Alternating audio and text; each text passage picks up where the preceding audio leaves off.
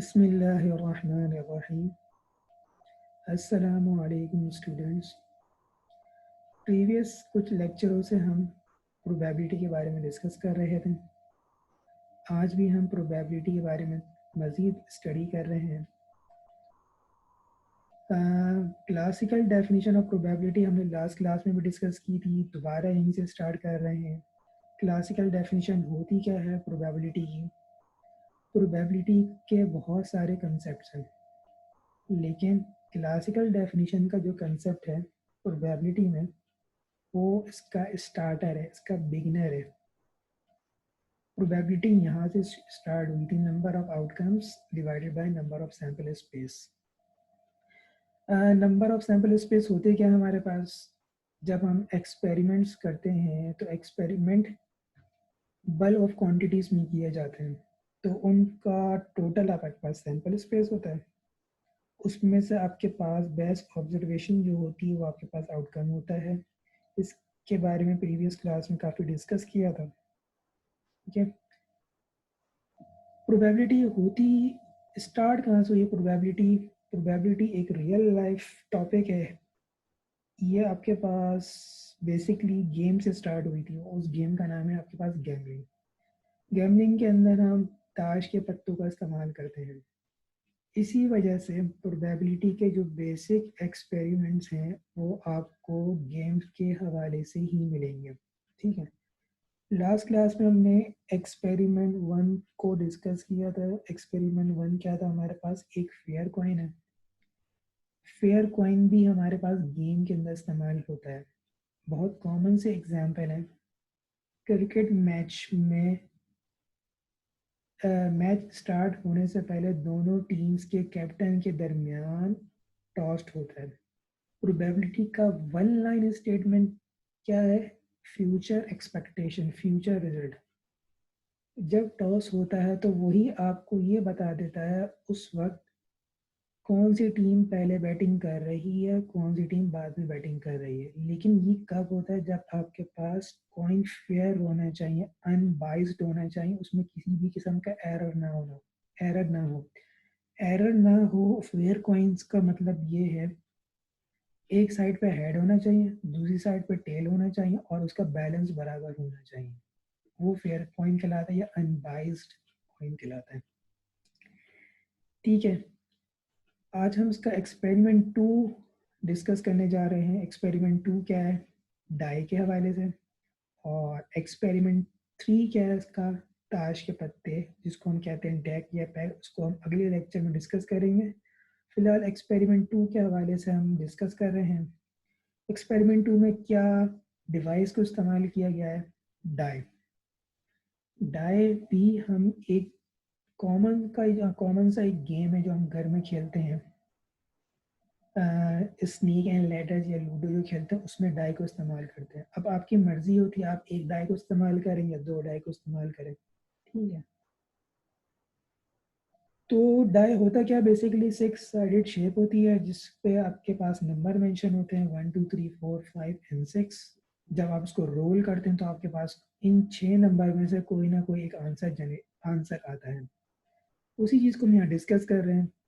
सवाल में यही लिखा हुआ है, एक आपके पास डाई है, प्रोबेबिलिटी निकालनी है।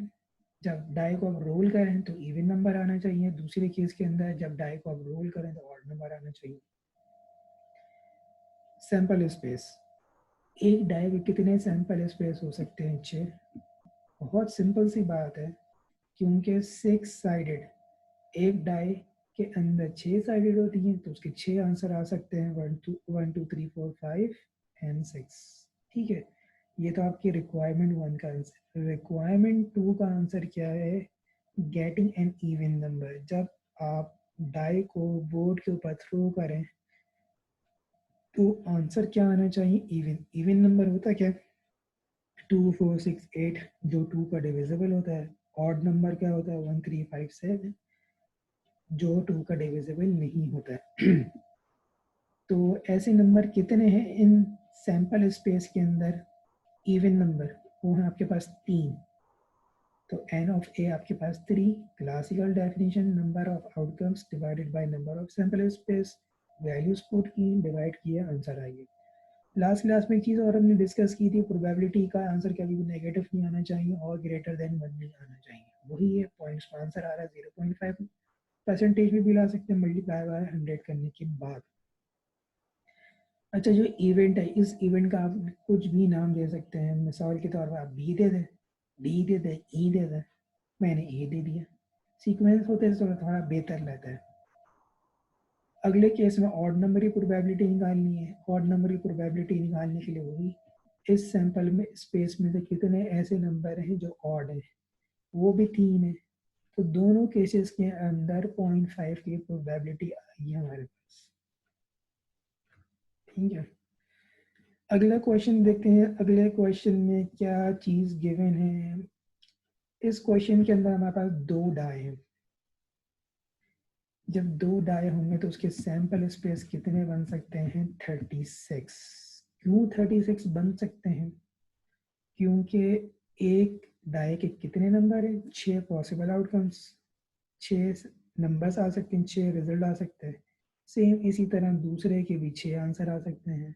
आप इस चीज़ को खुद पर्सनली एक्सपेरिमेंट कर सकते हैं, बल्कि करते भी हैं और आजकल कर भी रहे होंगे क्योंकि घर में सब मौजूद हैं।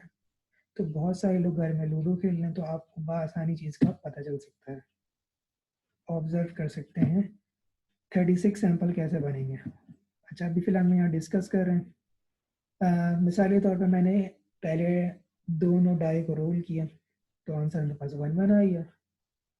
नेक्स्ट में 1 2 आई है। अगले उसमें मेरे पास 3 3 आ गया और अगले उसमें 5 5 आ गया और अगले में उसमें 6 6 आ गया। तो ये तमाम आंसर आ सकते हैं 2 डाई के। अच्छा, ये 5,5 मैंने 2 बार लिखा है, इसी तरह 6,6 भी 2 बार लिखा है। जब आगे हम डिस्कस करेंगे तो उसको मैं एक्सप्लेन करूंगा कि क्यों लिखा है। अच्छा, और का मतलब होता है या, ये दोनों एक ही हैं, अलग अलग नहीं है। तो इन दोनों को एक ही काउंट किया जब 36 बने। ठीक है, इससे कंफ्यूज मत होइएगा।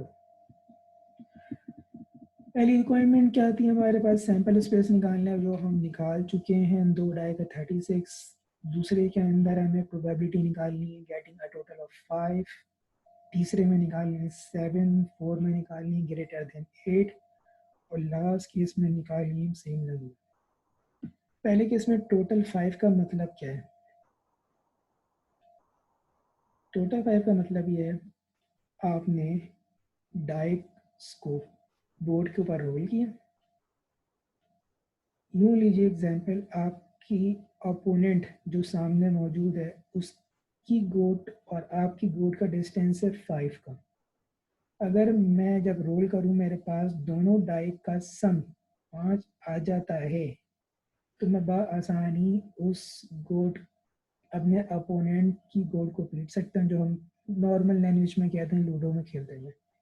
तो ऐसे कितने सैंपल्स हैं जिसका आंसर सम अप होने के बाद 5 आ सकता है? वो ऐसे 4 नंबर है, ऐसे 4 सैंपल्स है। 1 + 4, 2 + 3, 3 + 2, 4 + 1। ये मेरे पास इवेंट आ गया। Number let A be the event of getting a total of 5। Classical definition में वैल्यूज पुट की, number of outcomes divided by number of sample space, answer आ गया। सेम वे के अंदर अगले सवाल में मुझे 7 चाहिए। ऐसे मुझे सैंपल ढूंढने हैं जिसका सम अप 7 है, वो मेरे पास है टोटल 6। सोल्यूशन 4 के अंदर मुझे ऐसे सैंपल स्पेस चाहिए जिसका आंसर ग्रेटर देन 8 हो। अच्छा, ये 5 हो गया, 7 हो गया, ग्रेटर देन 8 का मतलब ये 5 एंड 7 का मतलब ये, जब मैंने डाई को रोल किया, जब आप ऊपर से देखें तो उनका सम अप 5 हो या 7 हो। इस केस के अंदर 5 होना चाहिए, इसमें 7 होना चाहिए, इस केस में ग्रेटर देन 8 होना चाहिए। जब उन दोनों डाई के रिजल्ट को हम प्लस करूँ तो 8 आंसर से बड़ा हो। ये तमाम नंबर, ये तमाम सैंपल ऐसे में ग्रेटर देन 8 है। अच्छा, ऊपर मैंने दो जो सैंपल हैं 5,5, 6,6 दो बार इसलिए लिखे थे, ये दोनों केसेस के अंदर ये दोनों सैंपल आ रहे हैं। यहाँ पे भी आ रहा है 6,6, यहाँ पे भी आ रहा है। इसी तरह यहाँ पे 5,5, 5,5 यहाँ पे भी आ रहा है, क्योंकि इसमें हमें सेम नंबर की प्रोबेबिलिटी निकालनी थी। सेम नंबर इसमें हमें ग्रेटर देन 8 की प्रोबेबिलिटी निकालनी थी, जिसकी वजह से ग्रेटर देन 8 आया आंसर हमारे पास। सो बेसिकली प्रोबेबिलिटी एक हमारे पास फ्यूचर एक्सपेक्टेशन होते हैं, फ्यूचर का रिजल्ट मालूम कर सकते हैं, लेकिन फ्यूचर का रिजल्ट हम मालूम तो कर सकते हैं, लेकिन वो ज़रूरी नहीं है हमेशा हम जो मालूम करें वही आंसर आए। एक आइडिया ज़रूर हो जाता है आपको क्या आंसर जनरेट हो सकता है। ठीक है, अगली क्लास में जो इसका तीसरा एक्सपेरिमेंट है ताश के पत्तों के हवाले से, जिसको हम डेक या पैक कहते हैं, उसको डिस्कस करेंगे इंशाल्लाह। फिर अगली क्लास तक के लिए अल्लाह हाफिज़।